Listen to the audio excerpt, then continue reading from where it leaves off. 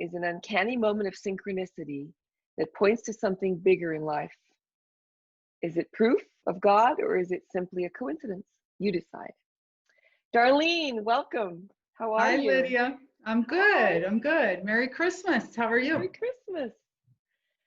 Good. Getting ready for the holidays. I'm trying to order a gluten-free pecan pie from the Southern Georgia Baking Company, and it's going to come in a big dry ice pack. So ordering pies Nice. like crazy. Yeah, not doing a lot of baking though. I put my tree up finally. It took me all this time. I usually put it up a month earlier, but it's up, so I'm happy. That's awesome. Yeah, I think this year has been a little bit odd for most people and decorating, doing cookies, this whole year has been a very odd year. And I think it's climaxing right now. I mean, we got good news that there's like a vaccine on the horizon for this horrific, virus that's been going around. Yeah. But at the same time, you have a lot of people that have had a lot of hardship with loss of jobs and closing of businesses. And so this Christmas brings a lot of different elements to a lot of different families. So I hope that as we discuss our Godshots today, that people can see that we always have hope. There's always Always. hope. Even when, in fact, probably when the days are the darkest, there's hope. And I want to share this Godshot that's happening actually this Christmas here locally for me. I do a Bible study at my house, and there's about 12 of us women that participate in this, usually twice a month. And we donate. When we come together we call it the table, which is where we meet at and we do Bible study and talk about God, and we pray for people and intentions that have been given to us and talk about things. And I've always been taught that when you're talking with God, you give to God. So we have a basket in the center of our table. When we come together to pray and do Bible study, we always donate money all year long. And then at the end of the year, we usually give to some people or a person or whoever may be needing it.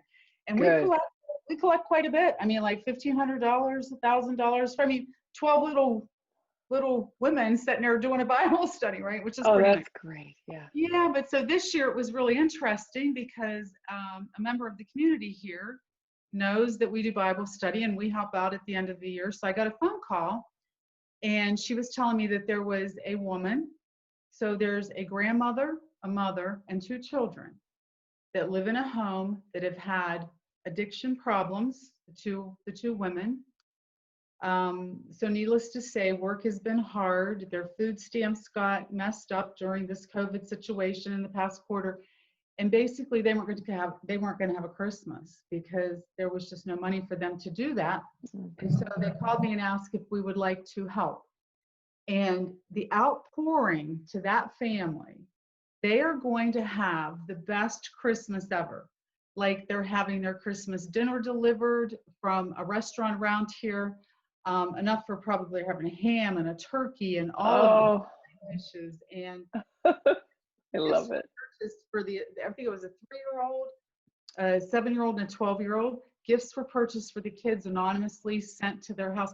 I mean, they have been overwhelmed with kindness and goodness in a time of need. And from a little small mill town, which, as everybody knows, steel mills are not real popular nowadays. So everybody's hurting financially, but it was such a God shot that that woman reached out and we were able to reach our hand back and give to somebody who's hurting, And I just believe that the goodness of people still exists.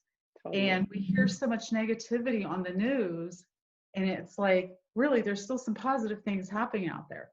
There's always more good than bad going on in the world. We just focus on the bad because in the news, by the way, news headlines are supposed to say, if it bleeds, it leads. They only want to put the negative stuff because that is it's an old story. That's what news is about. It's supposed to be the rare thing, but it's becoming the most common thing now. It seems to be bad news, but that's not really true. People are always holding the door for each other. People are always letting each other go in traffic. People are always giving to each other. There's a lot more good in the world than bad. I know that. I agree, but it seems like sometimes people get so down that they can't see that, And I really try hard every day to ask my higher power to speak through me, to help somebody that may need me. to do the next right thing, to do his will and not my will. Right. And sometimes I have to check myself because, I get caught up in wanting to do my thing, and his thing's always better. And I call his thing love in action. And when I go to recovery groups, I always say, what can I do for someone else to get out of my own self-centered fear, which is the only thing actually preventing me from happiness, is my mind stuck in self-will run riot, or, selfish motives. And I add this quote I heard from this great philosopher. I think I've told you this. The great philosopher, Russell Brand, who said, all my suffering is a result of thinking about myself too much. When I'm helping others, I'm happy. It's a great balm whenever you're into self-centered fear. What can I do for someone else? Just pick up the phone, call someone, cheer them up, encourage them, send them, I like to donate. I've been doing a lot for families and people here and there that I know are in need on a personal level. Thank you. What a great thing that you're doing.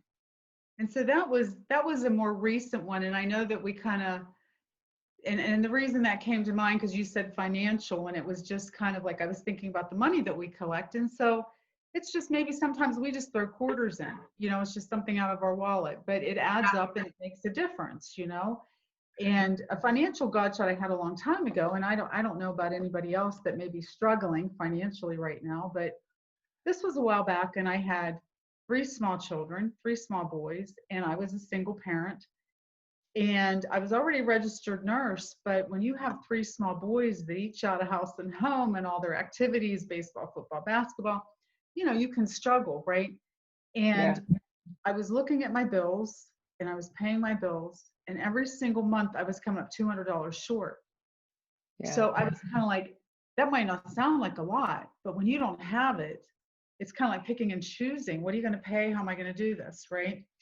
So it was back in the day, Lydia, and I don't know if you remember this, but it was back when people still had a lot of house phones, and there was like CP Bell and AT&T and all these phones, right? And they usually had wars, like they were vying for your business, right? And so you would get these letters in the mail that said, if you switch to AT&T today, you can right? I never wanted to switch because I thought that was too much work. And one day I was just praying about, not having money. I'm like, God, I don't have money. I just don't have money. What am I going to do? I'm $200 short.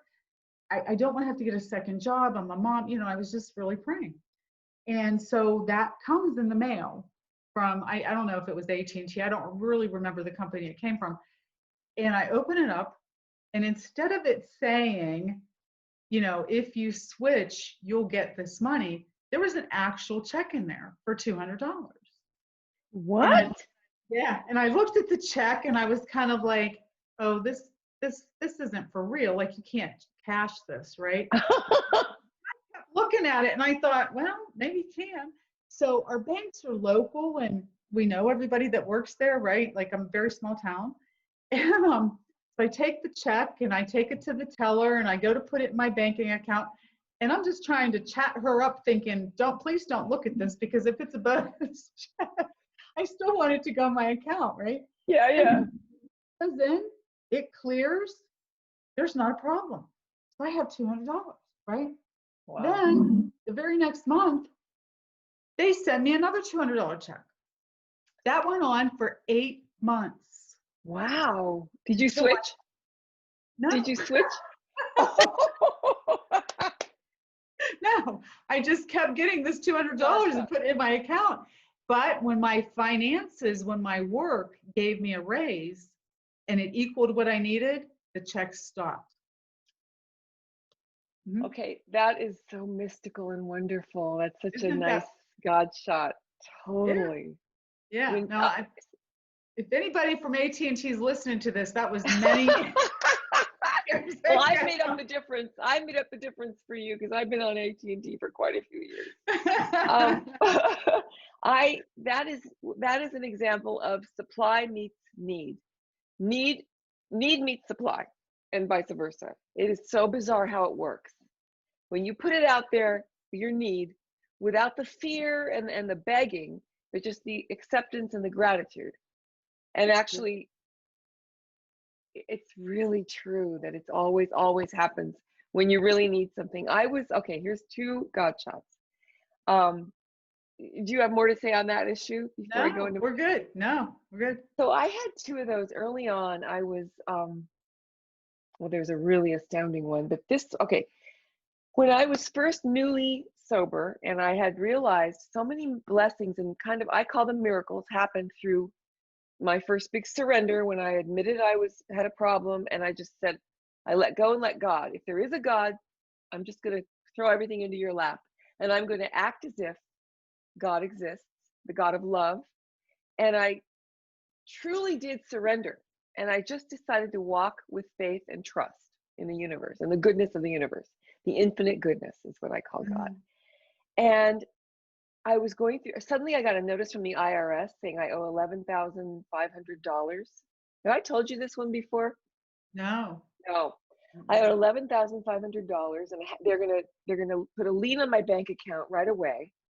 And I was going through some financial difficulties with a brand new little baby, and I wasn't quite settled in my life at all. I'd been on this TV series for years, and the residuals had run out, and I had my IRA, but I didn't want to touch that yet. But that was the problem. I borrowed against it, and they were going to fine me this amount.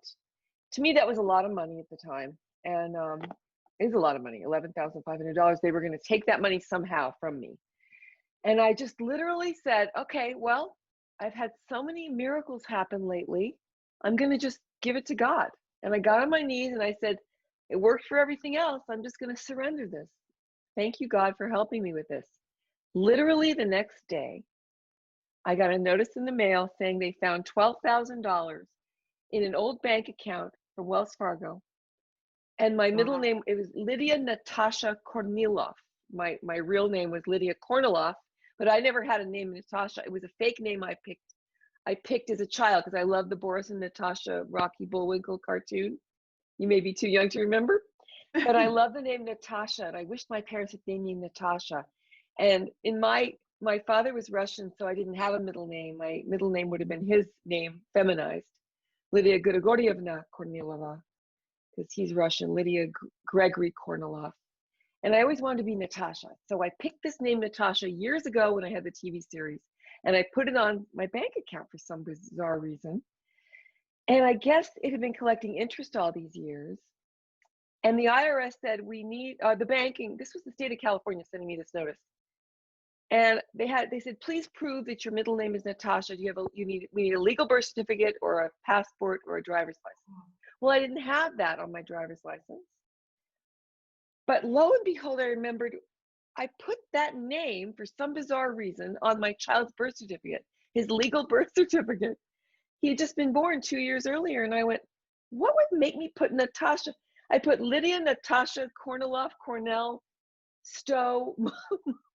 I put all the names I had in my family on there. And I sent them a notarized copy of the birth certificate, my driver's license, my passport, everything. And they sent me $12,000, literally a week and a half later. Now that is weird. Come on. Yes. I mean, and then they didn't even, no lien was taken. And it was like, then they allowed me to do a payment plan. So I got to keep the money. They didn't want the money all at once. They said, okay, we'll take $100 a month. I got the right person on the phone with the IRS. And I just know that God is there when you are suddenly in that flow of divine love, and you let go of the reins and you stop trying to run your own show. So many amazing things start to happen. That's absolutely correct. And you talk about, you mentioned the birth certificate and getting that money so quickly, and it brought tears to my eyes for my next God shot about finances. Oh, yeah. And that is when my oldest son, found somebody and fell in love and decided to get married. Her mother was deceased. And so her mother had died from cancer at 40. So this young lady from 17 years on, did not have a mom, right? And so I kind of just, when she was stepping into my life and into my family, it was like, now she's going to have a mom. I just thought, I'm going to help with her. So she came and she asked me if I would go dress shopping with her, and what an honor, and I said, of course I will, right? And so we went to the store that she had chosen. It was about an hour and a half drive from here that she had chosen where she wanted to find this designer gown that was present, whatever. So anyway, so we went looking at gowns and she was trying on all these different gowns, right? Mm-hmm. And I mean, wedding gowns make women look beautiful. So I'm looking at all of them. I'm going, that's beautiful, right? And then she put on this one that was just stunning, stunning. Mm. I'm thinking to myself, because I don't, what's that show? Say yes to the dress, no matter what. Yeah, yeah. So I'm not saying much, but I'm just kind of like, okay. So she puts on this one that's absolutely stunning, and she looks at the price tag, and it was like, I don't know, back in the day, like $1,200 and some dollars. That's a lot of money for a gown, right? And so she just kind of looked dejected, and she goes, no, I am not going to get this one. I can't afford that, whatever. And I looked at her and I just said, listen, because now this is my son's future wife, right? And I would do anything for my children, as we all would. And I was just kind of like, somehow we're going to work this out. Don't worry about it. I said, let's put this one on hold because it's beautiful. I know you love it. We're going to go back home. We're going to come back and we're going to discuss this and come back, right? Well, I came back home, and at the time I was married, and I talked to my husband and I said, I can't not do this. The poor girl's been without a mom. I really have to give her the money. So long story short, we agreed that we would do that and buy the dress. And so we go back to Youngstown, Ohio, where we're going to get this dress at. And before we have lunch, before we go to the store, and she says to me, she goes, something happened. And I says, what's that? And she hands me an envelope because she had been so bitter about the death of her mother, right? She hands me this envelope, and in this envelope was a check from a bank from years ago. It was 7 years old. The check had never been mailed to her, right? Wow. It was money that her mother had started saving for her when she was working in a bank. Nobody knew it even existed for 7 years. It was the exact amount of the dress. Oh, I just got tears in my eyes and chills. That is...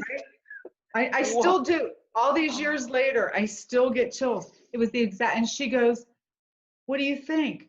And I couldn't contain myself. I said, I think your mother just bought your dress. Oh my God, I love that. Right? Is that not the coolest? Yes. That is so cool. Listen, I'm telling you, these things are real. These are true. The world is the invisible fabric of love that runs this universe is so powerful. Most powerful force on earth is I call it God. It's it's the infinite love and the infinite goodness that runs this world, and that is always there for you. You can key into that, or you can choose to diss it and ignore it and suffer. Pain is inevitable, suffering optional. That's a Zen saying. I love that. I love that. Yeah. Oh my God, that touched me. That was beautiful. I love that. That's when need meets supply. It's almost identical. And the reason it was the same amount was to show you the proof that it wasn't just an accident. It wasn't just a coincidence. That's right. That's Wow, right. I love that. And it was so emotional for me to know that had happened. And I mean, I don't know. So those kind of stories, and I don't understand. I mean, my bent is to go towards self-will. I don't know if this is or most people's are, but it's like, you know what? We see these beautiful God shots. We somehow intuitively know what we should do, but yet I personally oftentimes choose to do the absolute opposite. No, me too. That's why I write comedy. I write about what an asshole I can be, excuse my language. But why in the world do I pick the hardest way to do something when it really, I know better. And I've had evidence of this amazing divine flow, flow like water. If there's a wall, flow like water through the cracks, over and under. There's never any real, I think with God, all things are possible. And that's actually true. I mean, that's in the Bible, but there is no our own resistance, our own mental projection of our enemies and the constant harboring grudges, and we build up our own walls. All this is in the way. It's just our mortal thinking, the mortal mind, which is the small, petty human mind. That's beautiful. So what do you suggest? What do you suggest to folks to help them get towards the God entity? you know, the higher power versus being self-will run riot? How do you get there? When you're in the middle of a crazy meltdown, and a lot of people are right now, and they can't get out Mhm. of it, they want to pop a pill or take cake or chocolate. There's a million fixes in the world. There's porn, there's TV, there's news, there's bitterness and resentment. I used to be high on caffeine and resentment, but I think stop, take a deep breath, and count 5 things to be grateful for immediately. That's a quick way out of it. Quickly, just look up, go, oh my God, I have my eyesight. I told you I have a friend who has no eyesight anymore. She's been having to learn to see all over again, and she developed a show called Second Vision. Find Mm, that second vision for your life, that second thing. Why is this happening? It deepens you in some way. Mainly look at your blessings, and then think of what can I do for someone else to encourage them or help them. That gets you out of self-centered fear. It's hard to do that though unless you feel good about yourself. But I would right. just say take a leap of faith and just say, okay, surprise me, God. There's a book called God Winks, and Godshots came from me having so many of these coincidences as you did as well. We both Mhm. had these simultaneous Right. coincidences. And I go, what is this? What is this? It's like energy in the universe that I didn't know was there. And what is the state of mind I have to be in to collude with that energy, to be complicit, to enhance it? And it's me being in a state of wonder and acting as if I'm a child again. And I take out my old brain and I go, I'm going to act as if I don't know anything except what's beautiful, good, and true. And even Einstein said goodness, truth, and beauty are laws in the universe. They're incontrovertible law. So it's something to be studied. I think science proves God, to be honest with you. But I'm Mhm. on a level of trying to prove it. I want people to experience these things I've experienced because it gave me Absolutely. so much hope. I'm like a Pollyanna hope. I don't know where this came from, me being surrendered enough to say show me the way. And I don't know anything anymore. Now my old ideas never worked. They weren't working. My best ideas got me in lots of trouble. Yeah. Yeah. I have No. another financial God shot to tell you, but do you have more to No, share go first? tell. Please share. No. Well, back when I was in my marriage, I had been married. Now this is even in sobriety, I made some big mistakes, which is funny. I made even some of my biggest mistakes in sobriety, but I learned to see them through a different lens, the new pair of glasses. Yeah. I began to look at the gifts even in every little mistake I made. And I was married to a guy who was a bit of a con artist. And he managed to sort of put all his bad debts in my name. And then he ran off. And I was stuck at home at this big house to take care of in Beverly Hills. And I still had the kids at home. And one day, everything in the house was falling apart. I needed a plumber and a handyman at the same time. And I had one guy I called. He said, I can come over and fix all the things you need. I'll fix your sink. I'll fix that and that. And I said, how much is it going to cost? He said, I don't know until the end of the session. So he came over. At the end of it all, it was like $400. And I didn't have the money at the time. I could have gotten it maybe the following week. But I was really between a rock and a hard place. And I've been looking at things in the garage to sell of my son's. My son had a brand new trumpet and a couple of musical instruments. I had old violins of my father. For some reason, I was going to put this trumpet on eBay, a brand new trumpet worth about $400. And I see it there and I go, I wonder if that plumber, if this handyman has a child that plays a musical instrument. And I just said, hey, do you happen to have any kids? He goes, I have a daughter, 13. I go, does she play any musical instruments? He said, yes, the trumpet. And I went, oh, do you want a brand new trumpet in lieu of pay? He went, we'd love one. Wow. Because it was because they were trying to save up to buy a trumpet. And this was a really good trumpet. And so that was it. It was a bartering deal. It was so cool. That's It was like, awesome. what do you have in your house? A pot of oil? You know that That, story? yes, yes, that is very cool. I Very, know. very It's cool. like, I love these things because they give me this evidence and I get to go, oh, I need to worry less. Because if I stop worrying, maybe these things will happen more often. And I I had some agree of with those. that. I agree with that. And I think that this whole year has, at least for me, has put me in a position of question, a position of lack of faith, a position of, okay, God, what's going on? Like, it's been a year already. Figure this out, you know? And and so I have to be very careful of that.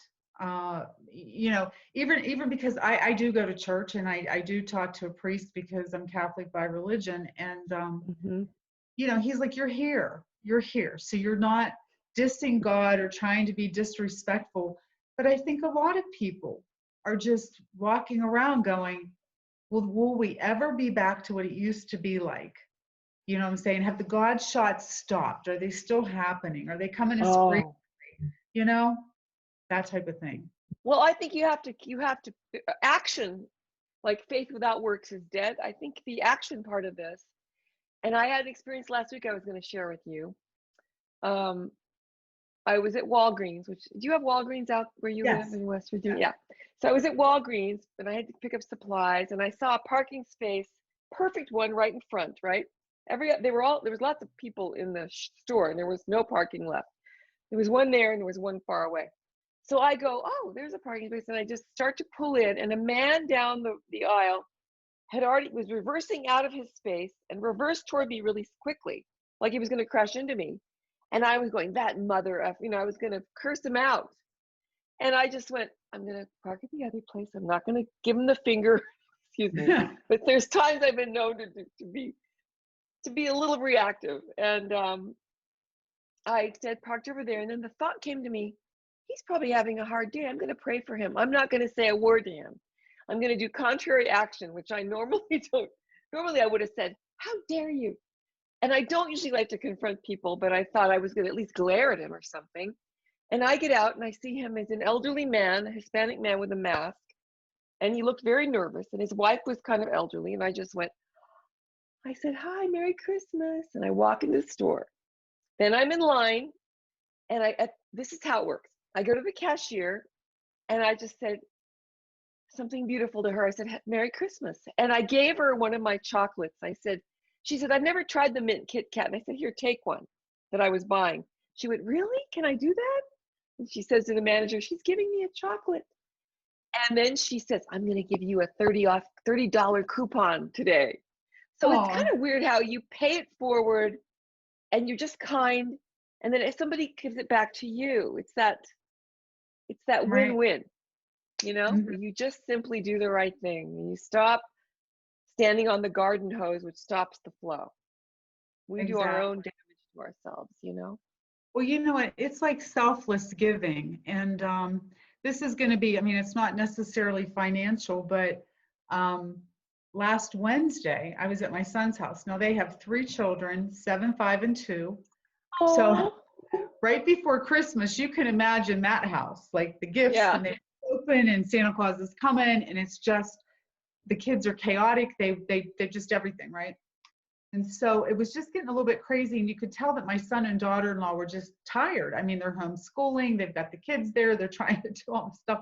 And so I told the kids, I mean, I was tired too. And I thought, oh, I don't feel like taking them out. But I said, you guys want to go for a ride? And they're like, yeah, yeah. So I said, get your coat and shoes. So I get him dressed, put him in the car. We get out, we're driving around. First thing we see is Santa Claus riding around on a convertible Mercedes Benz, just driving around town waving. And the kids are like, we found Santa Claus. And they're just like all excited, right? I And so love I was it. Mercedes. pretty excited myself too. It was worth leaving the house for, right? And then as we're driving, we go past this house. And this house was completely, did you ever see the Griswold's Christmas with all the lights on the house, you know? I And love it it. Oh my God. was like that. There was so many lights, but it was working to music. Like there was a sign in their yard that said, turn your radio to 101.3. And when you turned your radio, they were playing Trans-Siberian Orchestra music. And these lights were all working with the music. And it was the most beautiful thing. And so we sit there and my grandson was taking pictures of it. He was like, oh God, this is so awesome. Like, I just love this house. And they were so excited and they had such a joyful thing. We're leaving there. This is, I swear to you, leaving there, and the next thing I know, I see fireworks. Now I'm going, there's fireworks. So we're chasing them. We get to the high school. We get to see this most magnificent, it was like a 4th of July firework display. I And love it. they were so excited and yelling, and just clapping. And there was nobody there but us. And turns out that our city, instead, because they weren't allowed to have a parade because of COVID, so instead of having the parade, they discreetly put up all these fireworks. And I Oh, and I thought about it, Lydia, and I'm like, there's the selfless giving. I took them to allow 2 other human beings to have a break, right? right. Oh, yeah. Taking of them, I got gifts beyond imagination, seeing all of the stuff I just described to you, versus just being selfish and saying, man, I'm glad I'm not you, and leave the house because I didn't have to stay. Oh, And thank so God. from the time I brought him home, mom and dad had had a glass of wine and they were chill. And the kids were all happy and excited to take their baths now. And it was just really an exciting night, you know? Oh, I love But, that. but it's selfless giving. You have to say Right. yes when you really don't feel like it sometimes, you know? I have a good friend who does this thing where she donates her time. She was so sweet to me when I was raising my boys. Um, she would say, honey, I can't give money, but I'm going to volunteer to babysit once a month for you or pick up grocery, do anything you need. She does that with all her friends. It's like the most beautiful thing I've ever heard of, really. It's just like what you need the most, really. So I started doing that with my other friends who really need help, and they have an adopted boy. God, they had a miracle story with the little boy, a little girl and a boy, and they're really stressed most of the time with financially. So I always say, look, I'm going to give you an anniversary gift. I'm going to babysit. I'll spend the night if you need me to, or I'll come over, I'll do this. I've done that several times during the year for them. I think that's something we could do, even if you don't have money to give people. You can not volunteer to help them in some way, That's right. you That's know? right. And I think That's really sometimes when you're sweet. doing that volunteer work like that, I think that's exactly what God wants us to be doing. Help each other, love each other, do unto others as you want done to you. I try to always That's why I keep want that to, mantra with me, the and so golden it's rule. even when I'm tired and I don't want to do it, when I do it, I become energized, because God is the power. He's got all power, right? Totally. Totally. And so what does that mean when you think about God has the power? Some people just pray to God and they don't put into action where they do these selfless deeds or they don't do the kind thing. Mhm. I don't get that. I don't understand why you should be worshiping a deity that you don't really, or act. I think walk the walk. I think it's, what did Christ say? Wear the world as a loose garment and be of love and service, because we're all connected. We're Yeah, all, if God is the sun, we're the rays. We're expressing him, you know? exactly. Hmm. And I what agree. does he want? He wants us to love one another, help those less fortunate, help the poor, the widow, the orphan, Right. help Hmm. the other, those ones who don't look like us, you know? Yeah. Yeah. You're absolutely right about that. I wish our nation would trust each other more. Trust is an amazing thing. When you start to trust and you come out of your own little circle Hmm. and you start seeing the common humanity, what you have in common, there's so much more we have in common than we have, but we're all in our own little separate clubs politically and our own tribes and our own, little churches. And we should all be more connected, I think. I And agree with that's that. And I think something like this, I think that where you can come together on common ground, because, I'm not sure, I mean, at least in my experience of what I found, there's not anybody from any different walks of life that I've talked to that haven't had God shots. Now they may not call it that, right, I right. mean, but I think it's a identifier. I think it can Yeah. thread through people's lives. And I think that people do want to talk about this. I think some people get afraid of it, Yeah. if they've never experienced it before, that it can be frightening to them, like they don't understand what's happening. Right. There's other people that are very experienced in it and they get to like a higher level, if you will, of intuition and vision and all of that type of thing. And I think that, we can do as humans, we can get as close to that higher power is we want to get, but it's up to Yeah. us, so. And what lowers you, or what separates you from that is fear. And and hatred and anger come from fear of not getting what you want, and fear of losing what you have. It's like Mhm. anger really is just a reaction to not getting what you want, and it's selfishness again.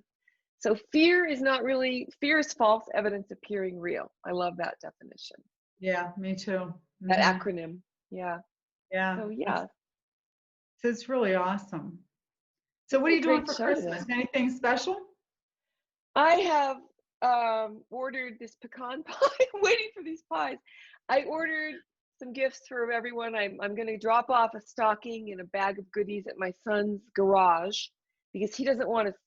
He lives in Brentwood, and he, for some reason, is being very, Mom, I can't see you because of the quarantine. I hope he waves to me, but I'm just going through this process with my son. And I did have a gift delivered yesterday, a cashmere sweater from Bloomingdale's. He got Nice. that. So he bought me a computer last year. I have nothing to complain about, but he's not been very receptive lately about just calling me. But he's 26, has his own life, has his own world. So he went hiking last week, rock climbing. I wish I could see him. That's all I really want for Christmas, is to see my son. And we're going to have other people over for dinner, and I'm not really cooking anything big. I ordered lots of food to be delivered from Amazon Fresh. Oh, nice. Very Yeah, I nice. ordered that. They deliver in those beautiful prime packages, and they seal everything. And the cold food they put in these beautiful bubble wrap with foil and ice and dry ice. So they're delivering. The groceries are just. It's a pretty good way to have your groceries delivered instead of going to the grocery store. Anyway. Wow. See, I've never done it, so that sounds interesting. I may have to look into it. Oh. Yeah. What are you going to have for Christmas Eve? Are you going to have a roast turkey or You know steaks or what? I'm what? doing ham. I'm gonna do Oh. ham and side dishes that everybody likes, like different things like macaroni and cheese and green beans and Brussels sprouts. I'm gonna make a Mm. cheesecake, and I've made like 12 different kinds of cookies. I'm like cookied out.